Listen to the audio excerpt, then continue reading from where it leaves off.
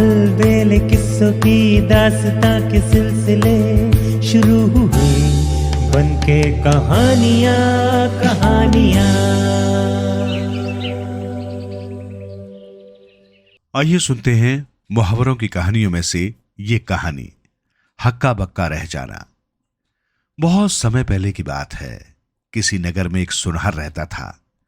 वो बहुत परिश्रमी तथा ईमानदार था। अपने परिश्रम के बल पर ही उसे व्यापार में बहुत नफा होता था। वो दिन दूनी रात चौगुनी तरक्की करता गया था। शहर में उसके ग्राहकों की कमी न थी। दूर दूर से लोग उसके पास जेवर बनवाने आते थे। एक दिन सुनार की पत्नी मर गई। सुनार बहुत दुखी हुआ। सुनार के एक बेटा था। उसके लालन पालन की चिंता सुनार को खाने लगी। इसके लिए उसने एक उपाय किया। अपने पुत्र को अपने साथ दुकान पर ले गया। एक दो दिन बच्चा दुकान के गहने जेवरों से खेलता रहा। सुनार ने सोचा उसकी समस्या का समाधान हो गया। पर तीसरे दिन दुकान में एक सेठ खरीदारी के लिए आया तो उसका खिलता हुआ बच्चा सेठ के पास पहुंचा। उसकी पगड़ी को निहारने लगा। देखते ही देखते बच्चे ने हाथ लपकाया और सेठ की पगड़ी उतारकर सड़क पर फेंक दी। बच्चे की इस हरकत पर सेठ ही नहीं, सुनार भी हक्का बक्का रह गया। सुनार ने सेठ के सामने बच्चे की करतूत के लिए क्षमा मांगी, पगड़ी उठाकर दी। दिखाने के लिए बच्चे को डांटा फटकारा। सेठ खिन्नता में भर उठा था। उसने कोई जेवरात नहीं लिए, फिर आने की बात कहकर चला गया। दोबारा दुकान पर न आया। उस दिन के बाद ऐसा होने लगा कि जब भी सुनार की दुकान पर कोई ग्राहक आता, वो यदि टोपी पगड़ी पहने होता तो उसका बच्चा उनकी टोपी पगड़ी उतार कर फेंक देता। ऐसा होने पर हर कोई हक्का बक्का रह जाता, नाराज होता, बगैर खरीदारी किए चला जाता। सुनार ने बच्चे को हर बार डांटा फटकारा, समझाया बुझाया। बच्चा अपनी हरकतों से बाज न आया। परिणाम यह हुआ कि सुनार की दुकान पर ग्राहक आने बंद हो गए। सुनार बहुत परेशान हो गया कि अब क्या करे। चूंकि लड़के की मां मर चुकी थी, ऐसे में उसे घर में छोड़ना भी ठीक नहीं था। संयोग से एक दिन सुनार का एक मित्र उसके पास आया। उसने सुनार को दुखी तथा उदास देखा तो इसका कारण जानना चाहा। सुनार ने उसे सारी बात बताई और कहा, मित्र, तुमसे जैसा बन पड़े इस लड़के को ठीक कर दो। मैं इसे तुम्हारा बहुत एहसान मानूंगा। अगर यही हाल रहा तो मैं बर्बाद हो जाऊंगा, क्योंकि जब ग्राहक दुकान पर आएगा ही नहीं तो मेरा व्यापार कैसे चलेगा।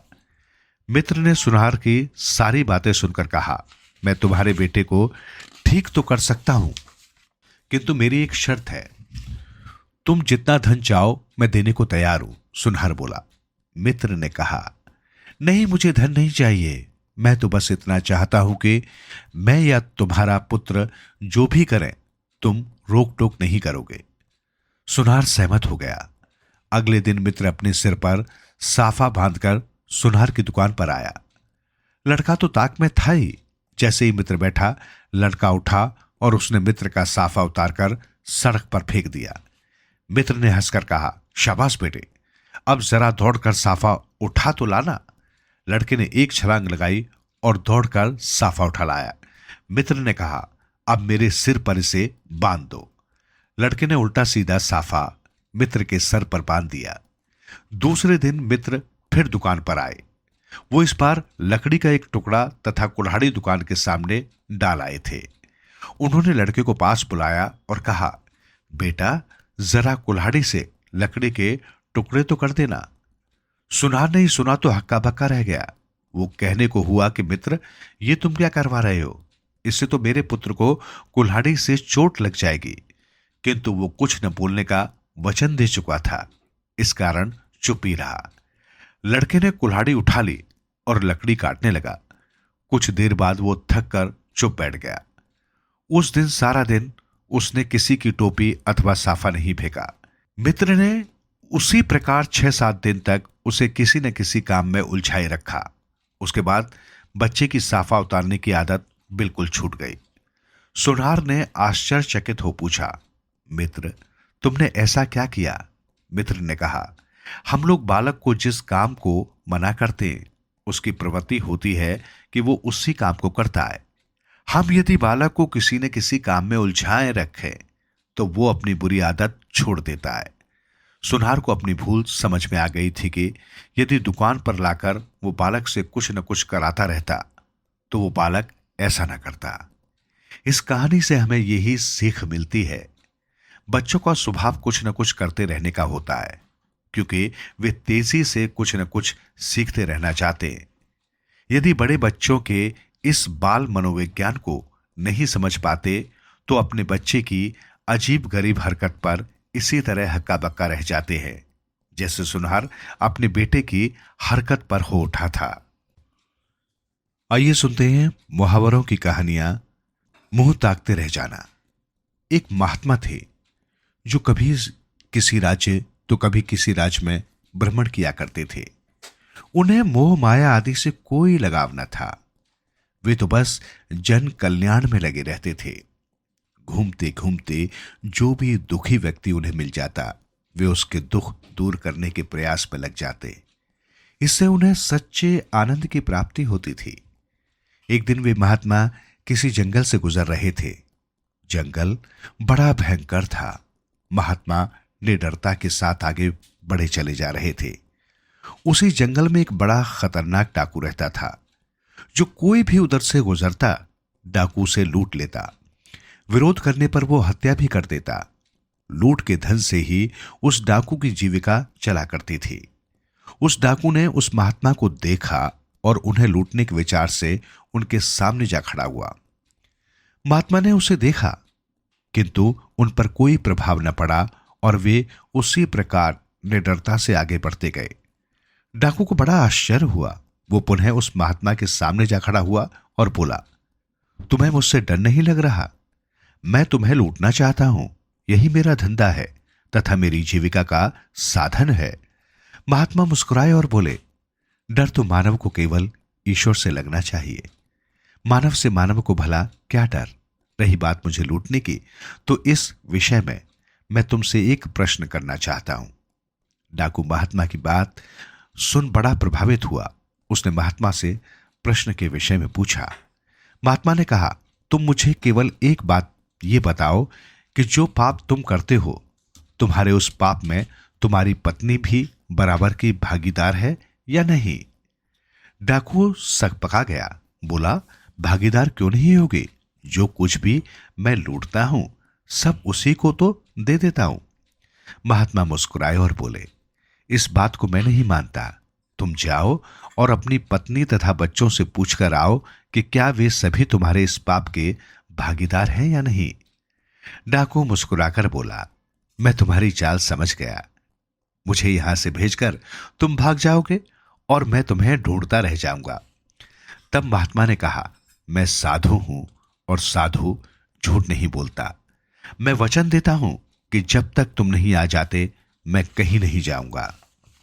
डाकू ने उनकी बात मान ली और दौड़ा दौड़ा घर गया। घर के बाहर उसके बच्चे खेल रहे थे। उसने उनसे पूछा कि वे जो कुछ भी लूट कर लाता है क्या वे उसके पाप के भागीदार हैं? बच्चों ने कहा कि हम तो जी हमारे पिता लाते हैं उसे लेते हैं, उनके पाप से हमारा कोई लेना देना नहीं। डाकू उसके बाद अपनी पत्नी के पास गया और उससे भी वही प्रश्न किया। पत्नी ने कहा, तुम जो कुछ लाते हो उससे मैं अपनी घर गृहस्थी चलाती हूं, तुम्हारे पाप से मेरा कोई संबंध नहीं है। डाकू अपनी पत्नी का मुंह ताकता रह गया। अब उसकी आंखें खुल गई थी। उसे पता चल गया था कि लूट के माल में तो सबका साझा है, किंतु पाप में उसका भागीदार बनने को कोई भी तैयार नहीं है। वो डाकू लौटकर महात्मा के पास पहुंचा और उनके पैर पकड़कर रोने लगा। महात्मा ने उसे गले लगा लिया और कहा, दुनिया में महान वही है जो अपनी भूल का प्रायश्चित करे। तुमने अपनी भूल को समझ लिया, इसलिए अब तुम्हारे सारे पाप धुल गए। अब तुम सत्य के साथ परिश्रम से धन कमाओ और अपनी जीविका चलाओ। ये कहकर महात्मा आगे बढ़ गए। इस कहानी से हमें यही सीख मिलती है, मनुष्य को अपने पाप पुण्य का फल स्वयं भुगतना पड़ता है। अच्छे नीति वचन सुनकर बड़े बड़े क्रूर डाकू भी मुंह ताकते रह जाते हैं। आइए सुनते हैं मुहावरों की कहानी में से ये कहानी, मुसीबतों का पहाड़ टूट पड़ना। किसी नगर में 4 बड़े पक्के मित्र थे। वे साथ साथ पले बड़े थे। चारों मित्र निर्धन थे, इसलिए उन्होंने दूसरे देश जाकर कुछ व्यापार करने की सोची। चारों चुपचाप बिना किसी को बताए रात के समय घर से निकल पड़े।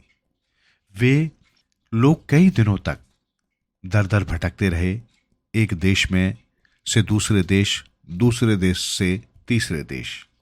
इसी प्रकार भटकते भटकते उनका वो धन भी समाप्त हो गया जो वे अपने साथ लाए थे। अब तो उन्हें और अधिक चिंता सताने लगी। एक दिन भटकते भटकते वो एक नदी के किनारे पहुंचे, जहां एक महापुरुष की कुटिया थी। वे सभी उस कुटिया के अंदर गए, जहां एक महापुरुष समाधि लगाए बैठे थे। वे चारों उनके समक्ष गए। कुछ समय बाद उस संत की समाधि भंग हुई। संत ने उन लोगों के आने का कारण पूछा। चारों ने अपनी कथा उस महापुरुष को बताई। उस महापुरुष ने उन्हें अपनी कुटिया में रख लिया। इस प्रकार चारों दोस्तों के दिन शांतिपूर्वक गुजरने लगे। कुटिया के आसपास का वातावरण बहुत रमणीय था। वो संत की रात दिन सेवा करते और कुटिया के आसपास लगे कंदमूल खाते तथा बकरी का दूध पीते। इसी प्रकार काफी दिन गुजर गए। उन लोगों का मन अब उस वातावरण से उबने लगा। उन्होंने कुछ और करने की सोची। अपनी इच्छा उस महापुरुष को बताई। महापुरुष ने प्रसन्नता पूर्वक उन्हें जाने की आज्ञा दी तथा अपने थैले में से 4 चमत्कारी पत्थर निकालकर उन्हें देते हुए कहा, जहां भी ये पत्थर गिरे तुम लोग खुदाई करना, तुम्हें लाभ होगा, किंतु अधिक लालच में मत पड़ना। वे चारों पत्थर लेकर अपने रास्ते चल पड़े। चलते चलते उन्हें एक पहाड़ नजर आया। वे लोग उस पहाड़ पर ऊपर चढ़ने लगे। काफी ऊपर चढ़ने के बाद पहले वाले दोस्त का पत्थर नीचे गिरा। उन चारों ने उसी स्थान की खुदाई की। काफी खोदने के बाद उन्हें वहां तांबा पीतल का खजाना मिला, जिसे देख पहला वाला दोस्त प्रसन्न हुआ।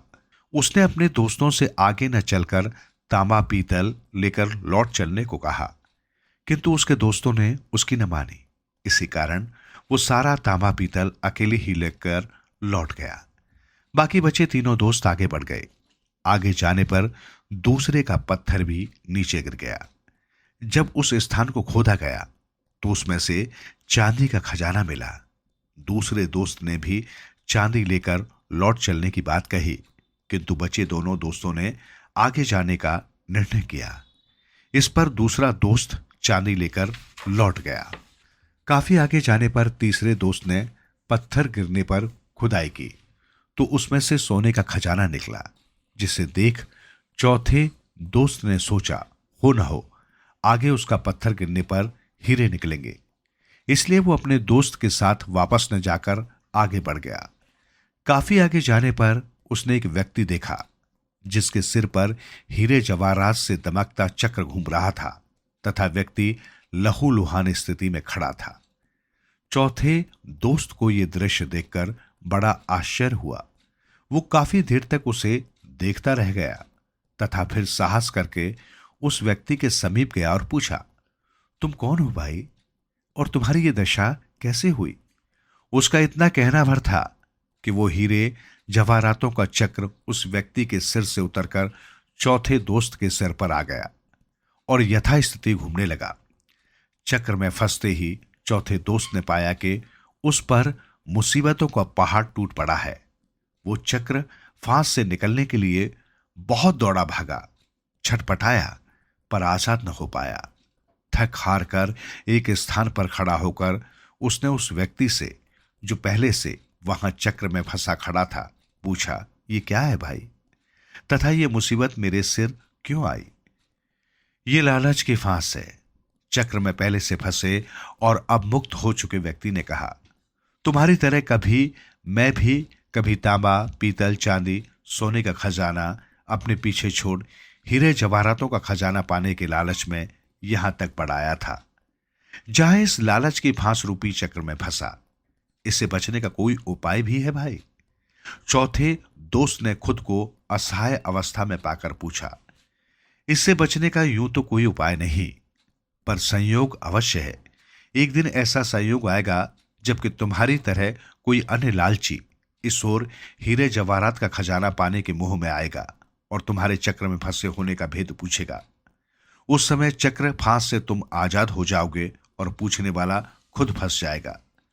लालची इंसान के प्रति प्रकृति का ये नियम जब तक संसार है यूं ही चलता रहेगा। ये कहकर चक्र से मुक्त हुआ व्यक्ति पहाड़ से नीचे लौटने लगा।